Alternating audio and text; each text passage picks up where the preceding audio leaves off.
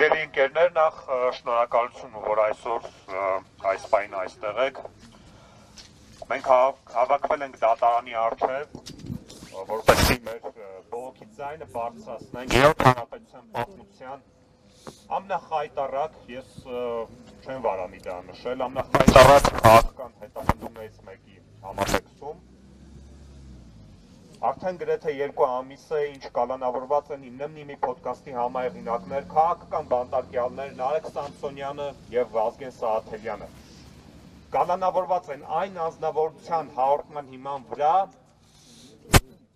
ով ընդամենը տարիներ առաջ մայրաքաղաքի կենտրոնում թքել էր քաղաքացու վրա, այդ քաղաքացու կողմից քննադատության արժանանալու համար։ Նարեկ Սամսոնյանը եւ Վազգեն Սահաթելյանը կալանավորված են իրենց քաղաքական հայացքների, իրենց ընդդիմադիր խոսքի, իրենց ընդդիմադիր կեցվածքի եւ քաղաքական սուր քննադատության համար։ Նրանք կալանավորված են այն բանի համար, որ պատասխանել են ազգային ժողովի նախագահի պաշտոն զբաղեցնող անձնավորության վիրավորանքների։ Իսկ Նարեկ Սամսոնյանը կալանավորված է այն բանի համար, որ եթերում արտաբերել է հետույք բառը։ Հաստատի Հայաստանի Հանրապետությունում այսօր կա քաղաքական բանտարկյալ, ով կալանավորված է այն բանի համար, որ եթերում արտաբերել է հետույք բառը։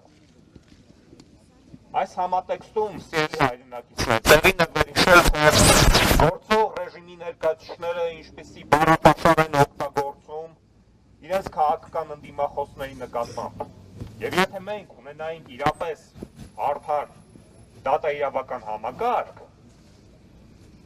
ապա այդ անձինք բնականաբար կենթարկվեին պատասխանատվության։ Իսկ այսօր մենք տեսնում ենք, որ գործող ռեժիմը շարունակաբար թիրախավորում է իր քաղաքական հակառակորդներին, իր քաղաքական ընդդիմախոսներին, քաղաքական սուր քննադատության եւ ընդդիմադիր կեցվածքի համար։ Այսօր Հայաստանի Հանրապետության բանտերը լեցուն են քաղաքական բանտարկյալներով։ Կալանավորված են նաև 4 սրբազանները, կալանավորված են նաև համայնքապետեր, բազմաթիվ քաղաքական հասարակական գործիչներ, մեդիա դեմքեր, ինչպես նշեցի, քաղաքական բանտարկյալներ Նարեկ Սամսոնյանը եւ Վազգեն Սահաթելյանը։ Եվ ըստ էության Փաշինյանական վարչախումբը փորձ է անում Հայաստանում կառուցել կոշտ ավտորիտար համակարգ։ Իր իհեճուկս նրանց ջանքերի դա նրանց չի աջողվելու։ Որովհետև ինչպես այս հավաքն է թեկուզ վկայում, Հայաստանի Հանրապետությունում կան մարդիկ, ովքեր անկախ եղանակային պայմաններից պատրաստ են դուրս գալ Երևանի փողոցներ եւ իրենց բողոքի ձայնը արտահայտել ընդդեմ այս ռեժիմի։ Այս ռեժիմը չի կարողանալու մեզ լռեցնել։ Այս ռեժիմը չի կարողանալու վախի մթնոլորտ սփռել եւ լռեցնել Հայաստանի Հանրապետության քաղաքացուն։ Այս ռեժիմը վաղ թե ուշ կնքելու է իր քաղաքական մահկանացուն։